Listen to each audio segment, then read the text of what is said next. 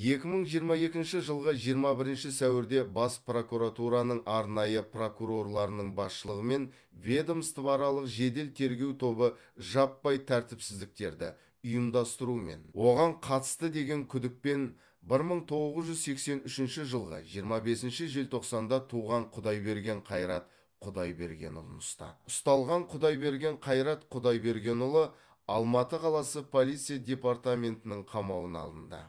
Алдын ала тергеумен Құдайберген Қайрат Құдайбергенұлы Арман Жұмагелдиев пен Дики Арман деп аталатын, бірге Қазақстан қонақ үйінде адамдар жинауды ұйымдастырып, Жұмагелдиевтің айналасына бірігуге, оны қолдауға және биліктің бірыңғай талаптарын ұсынуға шақырғаны, сондай-ақ адамдарды 10 адамнан ұяшықтар бойынша бөліп және олардың топтарының ерекшеліктерінің белгісі ретінде қолдарына ақ таңғыштарды таңуға нұсқау бергені анықталды. Содан кейін Құдайберген мен Жұмагелдиев жинаған топ алаңға шығып, Жұмагелдиев төңірегіндегі митингілерді біріктіруге, алаңда жедел штаб ұйымдастыруға және билік алдында бірыңғай талаптар қоюға тырысқан.